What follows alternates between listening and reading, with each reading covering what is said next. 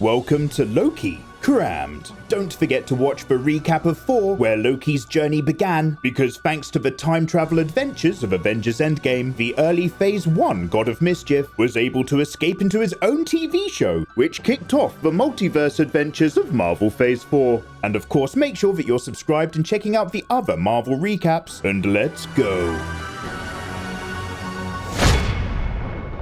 Well, it looks like he zapped himself from New York on random to land in a Gobi Desert, where he tries a bit of godding over the locals, but he's caught the attention of the Time Variant Authority, whose Minutemen hunters have no trouble dealing him a swift smack into 1/16th speed before dragging him off to their HQ and resetting the local timeline. Loki finds himself being processed in a confusing bureaucratic facility that takes the Tesseract, strips him to a more basic look, and makes him sign for every single thing he's ever said, as well as confirming he's not a robot. It would appear there was once a grand temporal war between timelines, but thanks to the Timekeepers merging everything into a single thread, the Temporal Variance Agency was founded to stop any more slips into branching realities in order to avoid possible future multiverse wars. And Loki, who has just escaped his place in the core timeline, is to stand trial for his offense. And seeing as magic doesn't work around here, he's about to be reset.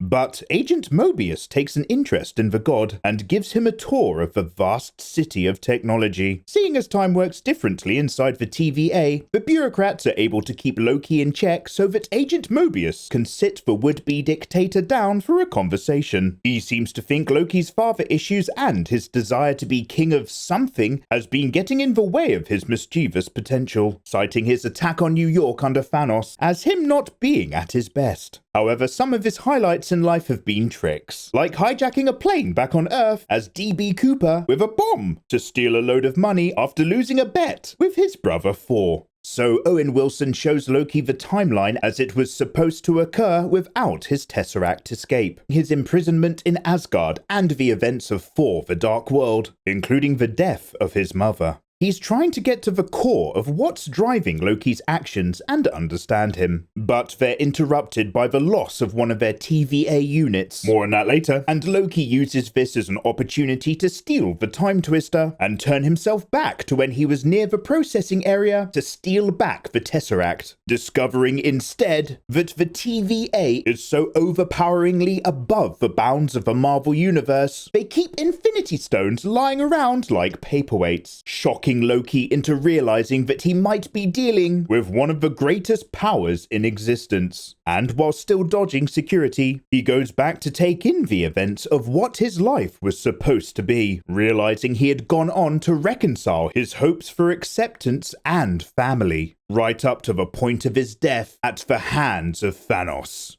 It's a strange thing to take in, his missed experiences of finding happiness along with his demise. And he takes it out on Hunter B-15 by duping her into some close combat and slipping on the time collar for a bit of repetitive temporal displacement. But with nowhere in the timeline to go, he explains he doesn't enjoy hurting people. He just does these things to maintain the illusion of the trickster he is, to inspire fear and give him control. But Mobius doesn't quite see him as the villain. He's not offering salvation, but he is willing to offer Loki a job, because there's a fugitive timeline variant out there who's been baiting and then killing off TVA units in small groups throughout history, leaving an odd trail of clues from some gum in 16th century France over to 19th century Oklahoma, where an entire unit is burned alive. Loki might be the right person to help, because the fugitive variant who's been killing the TVA Minutemen is in fact another version of himself. Well, in a 1985 Renaissance fair, Minutemen do their usual timeline cleaning, only to end up being caught in a trap by the hooded variant Loki, who has the magic to take over another person's body, causing Hunter C-20 to fight her own alongside the Loki before she's dragged away with all of their temporal doorway equipment. Our Loki, in the meantime, is boning up on his Nexus studies and the pseudo-living nature of all of the technology in the TVA. It would seem that there have been a lot of variants of the God of Mischief who've messed with the timeline over the years and realities abilities that the organization has had to prune out of existence before. But upon investigating the site of the attack, he takes the opportunity to spout a whole load of BS in an attempt to inflate his value and scare them into giving him a meeting with one of the timekeepers. But Mobius spots the lie, and the local area is doused with a reset charge that erases things back to the way they should be before the local changes cause a cascade effect into a branching timeline. In some downtime with his boss, Mobius still has to argue about using a Loki of their own, because she believes he's a waste of time. The timekeepers are apparently monitoring the case very closely, but the truth is Agent Mobius has never met them, while Loki does his best to come across as still being useful for the sake of another chance. So Loki is made to do some actual paperwork for the TVA bureaucracy by reading through the case files of his current variant that's causing all the trouble. He also tries to get his hands on documents relating to the creation of the TVA and the limits of time itself. But those are classified. The only thing he's not yet read are the files on himself, where he takes a moment over the destruction of Asgard. However, this gets him thinking. A time variant could do whatever they wanted in a place that was about to be destroyed, because no matter how much trouble you create changing the timeline, any mischief would be ultimately wiped clean when the area gets annihilated. A variant could be hiding out in imminent apocalyptic events to remain undetectable to the TVA. So, to prove a point, he convinces Mobius to take them to Pompeii, where his ruckus has no effect on the timeline thanks to the incoming pyroclastic cloud and destruction of the local area. Then they take some time out for a discourse on free will and the commands of the timekeepers, who are apparently very busy untangling all of the near-infinite timelines at the epilogue of existence, while the TVA tidies up the day-to-day stuff. It would seem that everyone there was directly created by the timekeepers for this, and Mobius is just happy to be working there with a purpose, although he does dream of one day trying a jet ski. So they cross-reference where those candy bars were available with areas about to be destroyed to see where the Loki variant might be hiding out. And the most likely result is a mega mall in an Alabama hurricane in 2050. Outside of the TVA, magic still works, so Hunter B-15 isn't going to let him out of her sight. It looks like the variant Loki is using enchantment to communicate via proxies, who can transfer the role from one person to another using touch. Our Loki tries convincing the other he's still out for himself, feigning subservience to the TVA because his overall plan is to overthrow the timekeepers, something that would go much easier with a little bit of help from some more of himself. The rest locate Hunter C-20 from among the refugees from the storm who are doomed to die, but she's been forced to give up intel about how to actually locate the timekeepers, and this variant has been stealing a lot of TVA reset charges and doorway technology. Meanwhile, after a conversational tussle and a vacuum cleaner Shizuku tribute, the actual Loki variant reveals herself, who, like him, is planning something far larger than a shopping mall booby trap. She is the main protagonist Loki of her reality, and is just as devious, using the stolen doorway technology to actually scatter all of the time charges on the brink of detonation across multiple locations in the core timeline, messing with the flow of past, present, and future events, and causing the TVA to go into emergency response. And with his own moral objectives looking rather shady, our Loki steps through after her before Agent Mobius and the TVA can reach them. Before deploying the time bombs, female Loki had extracted the timekeeper's location by implanting herself Inception style into the memories of Hunter C-20 and quizzing her over some margaritas as friends. And stepping straight back into the TVA, she's almost made her way to their elevator before our Loki catches up and tries to get a read on whether or not they could work together. But they're met by Mobius's boss, Judge Renslayer, who is happy to erase for both of them in one go, causing Loki to use the doorway temp pad for a quick exit across time and space, managing to land them on the pre-apocalyptic planet of Lamentis 1, a Parma Violet shithole that's soon to be destroyed by its own moon. But the temp pad has run out of power, and Loki needs his variant other half to juice it back up. She in fact calls herself Sylvie, and realizes she can't use her enchantment to control our Loki, who's keeping hold of the device. They rub each other the wrong way for a bit, before she explains that he's just interrupted a plan that was years in the making. So, seeking a power source, they head out to the nearest town, where Loki is surprised to learn she was going to tear down the TVA and just walk away, instead of filling the power vacuum with something like his own leadership in their place. Sylvie is more of a brute force type of girl, while Loki prefers cunning and guile where possible. But despite a couple of blastings, they at least hear about a planetary escape ship that should have the energy source needed to repower the pad. So they sneak their way onto a train to the Ark with a mix of deception and enchantment to get on board. And once settled into first class, they take a moment to compare pasts. Sylvie has always known she was adopted and taught herself the enchantment ability to enter minds and control them, whereas Loki had thought himself an Asgardian for most of his life, but had learned powerful magic from his mother. They also confirm they're both bi, but don't seem to have ever found true love.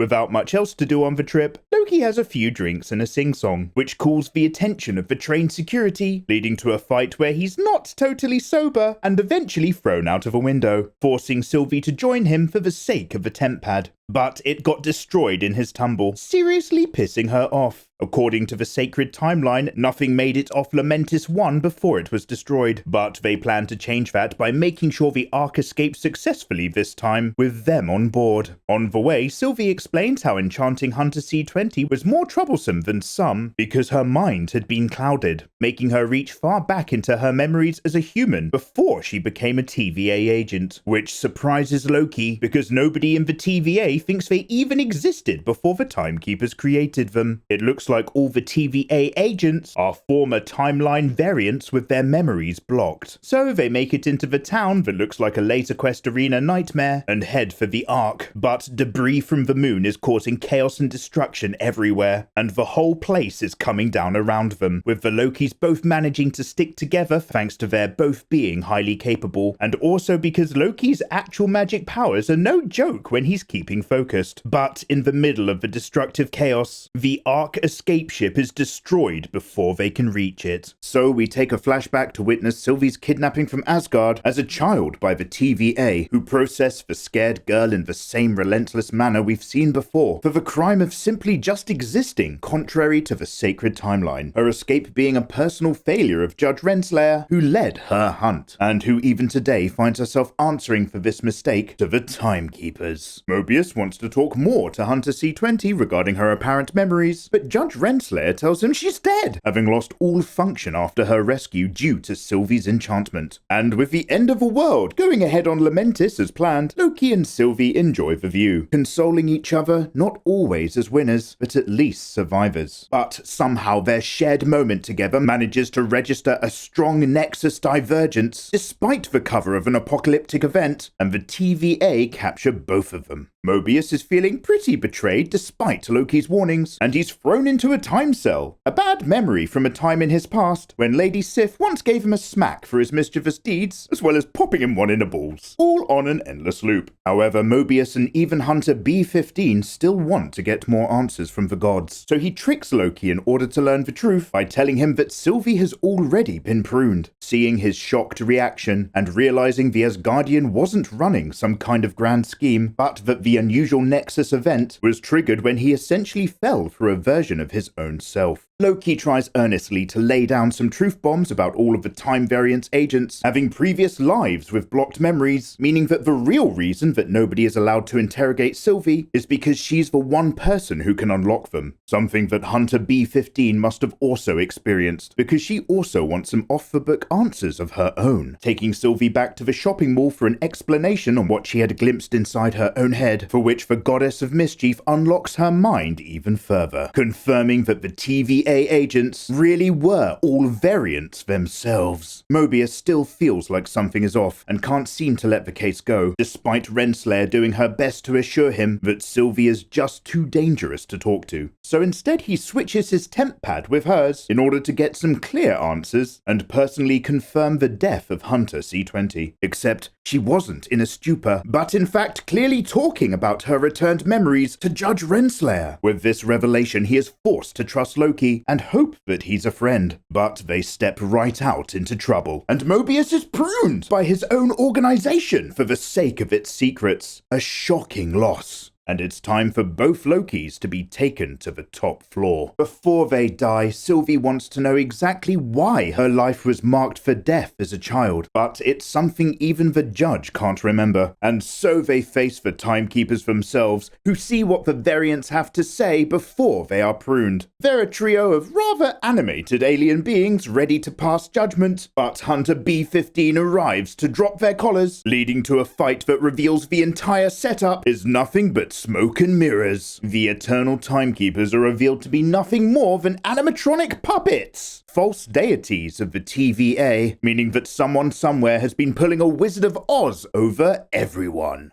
Loki is on the cusp of telling his other half that he's fallen for her, and that together they are causing a grand variance. But before the words are out, he too is pruned by a relentless Renslayer, and a grim Sylvie wants some damn answers. Except Loki is not deatomized, but instead displaced, and greeted by more variants of himself. It seems the conservation of energy exists even within the TVA, because pruned variants aren't erased from existence, but rather sent far off to a variant junkyard at a void near the end of existence, where they can no longer affect the main timeline. And in this space, everything pruned collides and becomes destroyed by a living tempest, which consumes matter and energy called a Lyath. But even here, the nature of the various Lokis is to survive, even among the junk of the alternate realities and story arcs that the TVA has removed from existence. Renslayer admits just as much to Sylvie about the void at the end of time, whilst also pretending to be cool about wanting answers. But it's a delaying tactic, as she waits for more hunters to arrive. So, knowing her destination, and thinking of her one good memory with Loki, Sylvie prunes herself to follow after him with Renslayer's temp pad, and to find out who's been pulling the strings behind everything beyond the void itself. Meanwhile, all of the Lokis get to know each other. One who faked his death at the hands of Thanos thanks to focusing on superior projection magic, and who grew old in solitude before the TVA found him. Another who was removed from the timeline for actually managing to kill Thor back when they were children. One who's boastful, and one who's an alligator. Our Loki gets laughed off for still being new to the place and wanting to actually do something about Goliath, but they're met by President Loki, who plans on being the king of the junkyard, all before their natural scheming instincts leads to a double cross and a missing hand, as the terrible League of Lokis have a royal rumble that a few of the better ones manage to escape from during all of the chaos. Sylvie arrives in time to almost be consumed by Goliath. However, she's able to sense its mind with a fleeting moment of enchanting before getting thankfully rescued by Agent Mobius, who's still alive and burning round the place in a car. He's been slowly reconciling the fact that he might have been working for the bad guys this whole time, and is happy to help Sylvie in her search for answers. The Loki squad is also observing Goliath now for a way to defeat it, and with great timing, because the TVA have pruned a whole battleship out of a timeline just so that they can witness how much of a bad idea this is going to be, as all hands on deck are consumed with no survivors. Kind of like a beefed up version of the Black Cloud from Lost, except that this show is actually going somewhere, but it means they're gonna need a better plan than just stabbing it with a dagger. Sylvie and Mobius arrive, and after everything, everyone is glad to find each other alive. Her plan isn't to kill the giant guard dog at the end of time, but to enchant it instead, as she believes that it's either guarding the one real way out of here, or even the power behind this all. Our main two share a moment together, discussing their friendship, betrayals, their hopes, and the possibility of finding out what's next together. And so, with crunch time in play, the extra variant Lokis part ways, seeing as they've grown used to it here, and Mobius uses the temp pad to head back to the TVA to burn it all down. Sylvie and our Loki step up to the Tempest, and one runs distraction whilst the other tries to enchant the monster and find out what's beyond it. But it turns on them both too quickly, until the older Loki returns to flex his full power and project a whole piece of the city of Asgard to keep the thing distracted. It would seem the Lokis are more powerful than they had imagined, and as the older Loki sacrifices himself for the sake of the others and revenge on the TVA, our pair are finally able to muster up enough power to enchant the beast together, thanks to Sylvie's guidance, proving that as a pair they are more than the sum of their parts. The way is cleared to a mysterious sight, and together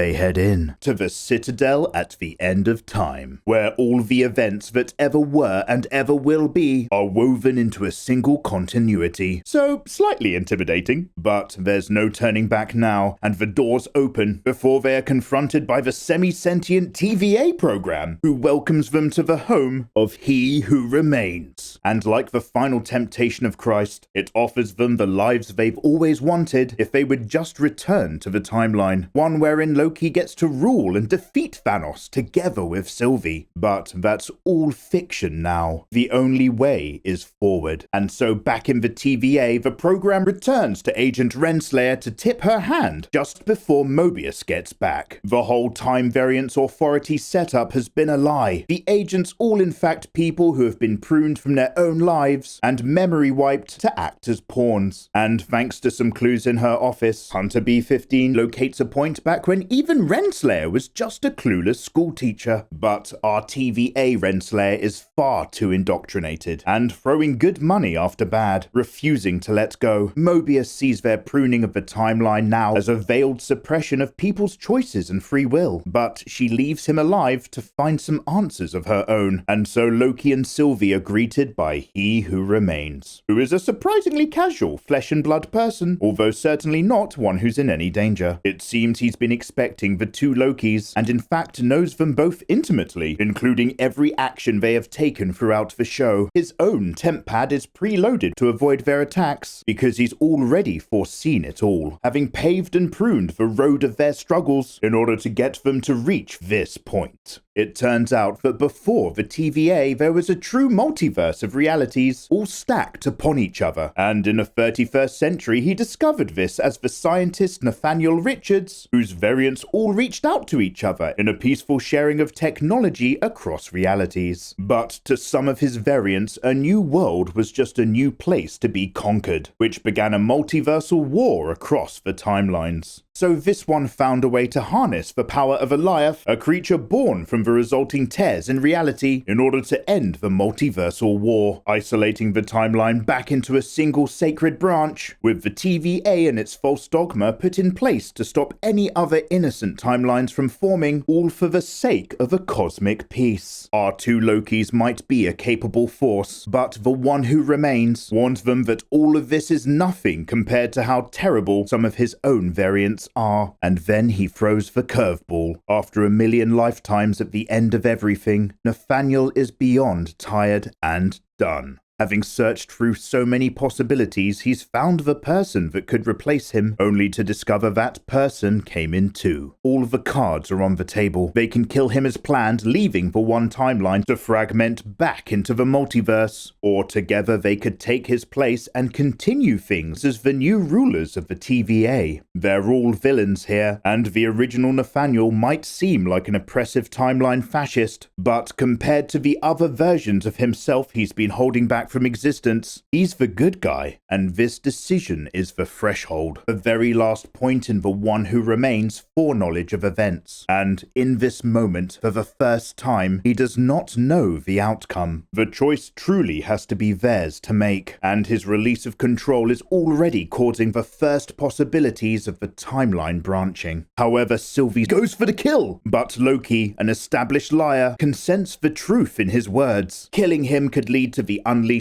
of something far worse on an interdimensional scale, and they need to think about it. But Sylvie questions his motives, seeing as the other option they were presented with was ruling, because despite their journey together, they are still both Lokis who've only ever known deceit, and Sylvie is at the apex of her life goal of revenge. This forces them into conflict over the choice, though he refuses to kill her, and even now she can't bring herself to kill him. All her fears and doubts are his, and he tries in his most earnest moment to reach out to her again. But having palmed the temp pad, she ejects Loki back to the TVA. Her whole life has been nothing but running and hiding in order to survive, all at the hands of the man before her. And so Sylvie Laufey-Daughter kills He Who Remains, whose parting words are that he'll see her soon. And with his hold over the timeline released, it begins to fragment unchecked, blooming out into a web of multiverses, and so changing the reality of the MCU for all time, always.